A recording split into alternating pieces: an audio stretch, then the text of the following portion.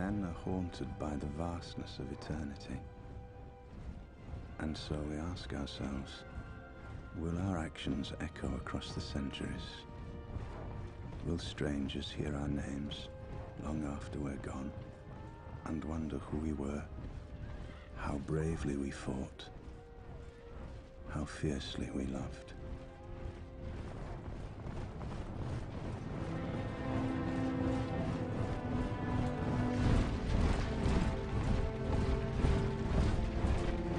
Episode of Symposium Stereo.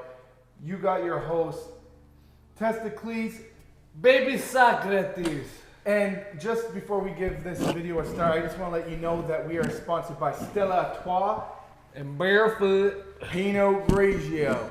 Okay, so pour it up, Baby Socrates. Oh yes, here you go. So, A little vino. I love Zeno. So, today we are speaking on a great topic, Baby Socrates. We're actually talking about mythology and what is a myth. Well, it's one of my favorite topics. You know? Oh, I love it. I love it. I love the Disney movies, especially Hercules. God love Hercules. One of the best Disney movies. Just saying. 100%. Okay, so Baby Socrates, we gotta take a sip first, okay? We didn't clean. Oh shit. Oh, of course. Okay. So what is myth? So, according to Bruce Lincoln, the difference between myth is fact of scientific evidence. So pretty much, it's if there's something that is a fact, it is to be proven by scientific evidence, whereas a myth doesn't have any scientific evidence to back it up. So an example that Bruce Lincoln uses is smoking. So for example, he says smoking causes lung cancer. So if there's no scientific evidence to prove that smoking causes lung cancer, then it's simply a myth. So considering what Bruce Lincoln says, Baby Socrates, what are your thoughts on this? Well, considering that Bruce Lincoln says is, I think it's pretty damn accurate, because I feel like the ancient Greeks were very aware that there were people that existed before them in the Bronze Age. So the Greeks of the Iron Age, to make sense of it all, I feel, came up and made these stories. And a good example is in this guy's book here, Hesiod's Theogony, where he basically explains the creation of humanity in the stages of the 5 ages of men, which he equates with metals: a golden age, a silver age, a bronze age, a heroic age, and the shitty age we live in now, the Iron Age. All right, baby Socrates, that was good. Clink to that. Yeah, that's some good Pinot. Okay, we're good.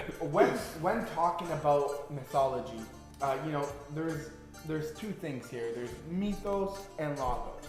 So I guess the best way to describe it is mythos. It's a story or a bunch of stories, pretty much with a truth or a meaning behind it, whether it's for culture, religion, teaching purposes mainly. Whereas logos is more of a philosophy. It's essentially just using logic to explain a situation or scenario. So I just wanted to make sure that was clear. Baby Socrates, you probably already knew that because you're Baby Socrates. I'm Baby Socrates, and I believe that logos should rule the soul. You know what I'm saying? That's what I'm saying. And I'm Testicles. I wrote it down in the Republic. Well, not me, but my buddy Plato. But Screw that guy. guy stole all my ideas. Okay, so what is mythology in ancient Greece, Baby Socrates? What is mythology in ancient Greece? Well, I'll tell you, as a sexy Greek ancient myself, yeah, I know, I've been working on the biceps. Mythology, I think, is best used to explain natural phenomenons and occurrences that logos can't fail. So, you know, Zeus being god of, you know, the sky, Xenia, the big boss, you know? Big boss in town. Big boss Zeus. Blah. They didn't have guns back then. Sorry about that.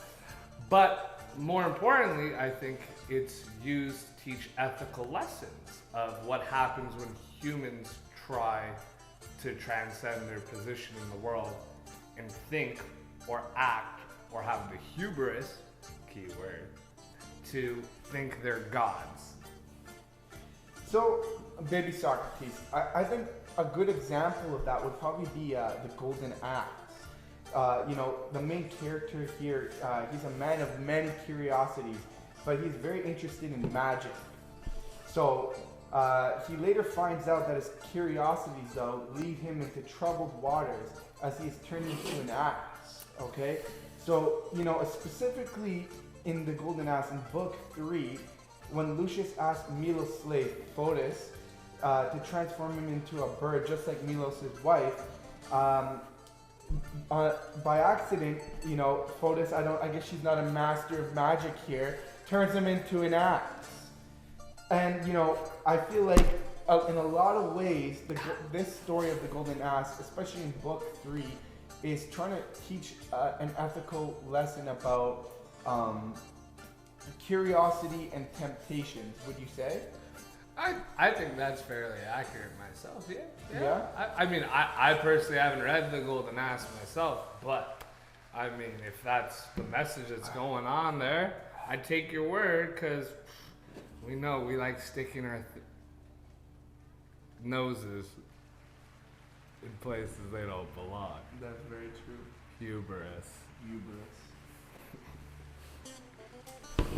Wow. So, you know, like, for example, the Odyssey, you would consider that another great, you know... Oh, one of my favorites, personally. Yeah, so, you know, especially the story of Odysseus when he encounters the Cyclops. Yes. That is the quintessential example of the transgression of hubris and the violation of Xenia, in my opinion. For sure, yeah. He, you know, the Cyclops eventually welcomes him in, and then, you know, Odysseus goes behind him and...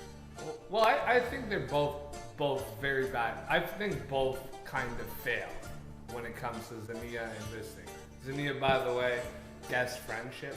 This whole concept, you invite someone to your house, you exchange names, where you're from, maybe a little glacis.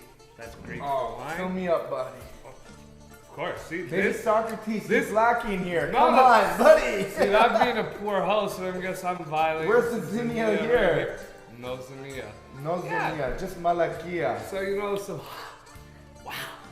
hospitality, you know, exchange names, maybe a gift, and then when Testicles here is visiting Athens, he's from Corinth. Those guys suck at it. But when Testicles is visiting Athens, I'll give him the same treatment. Exactly. There you go. So, baby Socrates, you know, I got to thinking, you know, I think we've covered it a little bit, but what is the purpose of mythology? And, you know, for me, I think, you know, before and during the archaic period, especially, you know, Greece, and there wasn't a lot of literacy. The literacy level wasn't very high, you know, not a lot of people knew how to read. So a lot of the times, the way people would teach things is through storytelling. And it would be, you know, there'd be stories passed down for generations.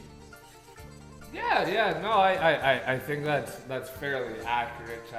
You know, you go through the Dark Ages, you have that spurt from Bronze Age, around the 1200s, all of a sudden we see a collapse in civilization, and we don't see a return to kind of the same level of population and the same complex societies till, well, really much later into the Iron Age, right? When we see kind of around the 7th century there. So that's when we start to see writing pop up again. Good example is actually an island off of Italy, right off of Naples.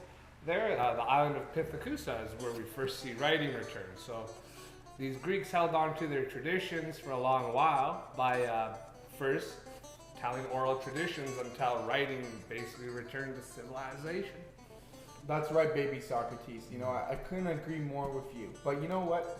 You know, looking at today's society, there's not too much mythology, I would say, but I look at religion almost as a type of mythology to help people cope with some stuff that maybe it's hard to understand, like the idea of death. Yeah, no, that's definitely a fair synopsis. I mean, like, a good example is there's been a lot of cults in ancient Greece that I believe really focus around this emphasis around death and rebirth. One of them is the Eleusinian Mysteries with Demeter and Persephone. And also another cult, one that we're celebrating right now, is the cult of Dionysus, right? Oh, yeah, baby. Right? Because the man was born twice. Love it, you know? Yeah, no, exactly what you said, and even for an example, the story of Adam and Eve from the Bible, using the story to reference ethical practices and moral ideologies, right? Yeah, and I find the story of Adam and Eve really kind of, even though it's a Christian conception, it really goes well with Greek paganism because we see a lot in these Greek myths this transgression against the gods. Usually, this idea of basically individuals trying to be gods or act equal to the gods, right? An example of this is Tantalus. His crimes when he tries to steal the nectar and ambrosia, the drink of the gods, right? This is similar in Adam and Eve because Satan basically says to Eve that you eat the fruit that you could be like God. You could be similar to God. And that was the temptation. That is the hubris within the biblical story. And that really kind of coincides with stories like Icarus, who flew too close to the sun. I was just about to mention that, that's, showing, you need to show like some humility, and less arrogance, and that's a teaching lesson that he was too arrogant, thought he could go higher, and then his wings burned. That's it. Or melted. That seems to be the downfall with a lot of these Greek heroes, including Achilles!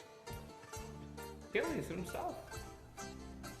He's a Great guy. He's a great guy. Killing machine. You thought he was bad? You should see his son Neoptolemus. Woo! That guy likes to kill. I just want to give a shout out to Brad Pitt. Great job on Troy. An amazing job. Yeah. High five! I like you. I like you. High five. Great. So, baby Socrates, I have a question. Tell me your questions. I got answers, hopefully. What are your, I guess, thoughts now with mythology in ancient times versus now in modern day, the way they are represented? For example, with Hercules in Disney, and just much more, and just kind of like how sometimes there's the message is altered in those. Yeah, no, we Pelham films were very popular, especially in the early 21st century, and we have a lot of modern recreations of it. And there seems to be a trend where a lot of these modern remakes kind of set the main premise of the story on trying to achieve this modern heterosexual goal of basically just settling down and having a family after his heroic conquest. It really put a lot of the emphasis around the girl, right? Opposed to myths like Perseus or Hercules, I mean, we know in Hercules, he has a family, but he goes mad and kills them all, right? But there's this whole emphasis is about his redemption, you know? And the whole emphasis is about making man go out into the world and try to transcend the suffering and the difficulty of existential reality, whether it be nature itself or things that the God sends to them. I completely agree with you, baby Socrates. You know, Thank you. and you're welcome. You know, I don't know. For me, I feel like there's a lot of identity politics being involved too with these new myths. You know, that are, you know, what's the word? How would you say? You know, kind of dilutes the story and the meaning. Yeah, no, I feel like, the Greek original myths were definitely made basically to help educate young males. I mean, especially the Iliad, that was basically Alexander the Great's Bible. He loved it so much. That guy slept with the damn thing. But I feel that's true. They have a tendency to undermine the actual messages, and like I said, a lot of this focuses on modern pursuits such as family, settling down. You know, you have this big heroic struggle, and you decide to settle down, start a family. So the whole emphasis is towards the life, opposed to stuff like Perseus. The big goal here is, you know, trying to conquer the Gorgons and exploration and basically learning how to face your fears, how to face the difficulties of reality. So would you say that mythos is more of a male-dominant kind of narrative dialogue, and logos is more, I guess, that for a feminist dialogue, or like how would you describe it if you were to, like, I guess, give them gender? If I had to play identity politics by slapping a gender label on there, I would say, well, mythos is definitely male-oriented stories to teach men how to interact in the world and their place in the world, their duty. What I find very interesting is the contrast in heroes between both the Iliad and the Odyssey. The Iliad, Achilles is a young man fixed on violence and glory. So the emphasis is on the individual, right? And his traits is his speed and his ability to kill his enemies. Opposed to Odysseus, where I feel like this is almost a message to the Greek people that there's no room for the violent heroes of the heroic age anymore, and Odysseus survives the Nostos, which is the homecoming of all these other Greek heroes, because his trait is metis, cunning. So his intellect is what kind of carries him forward into surviving the return home. And I feel like when they come into the archaic period and the rise of the polises, that's the kind of attributes society expects from their young men.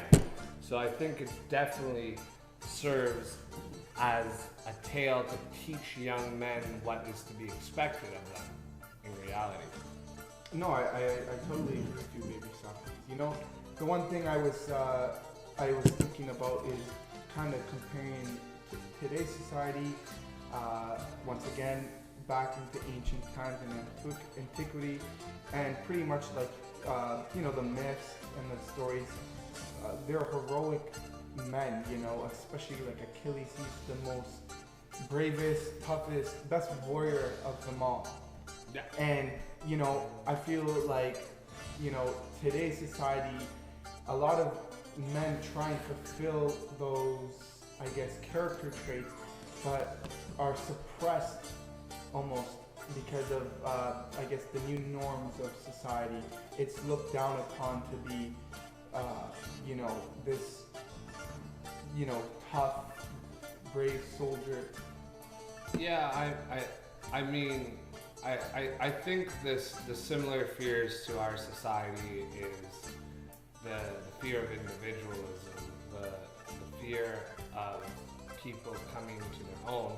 I feel like the ancient Greeks, though, they still viewed these old traditions, like the heroic age of men. The reason why they'd all die off in the homecoming stories, right? Agamemnon dies from Cassandra, his wife, when he returns home after the Battle of Troy and stuff. And some of these other heroes, Nestor survives, but he's old and he's dying.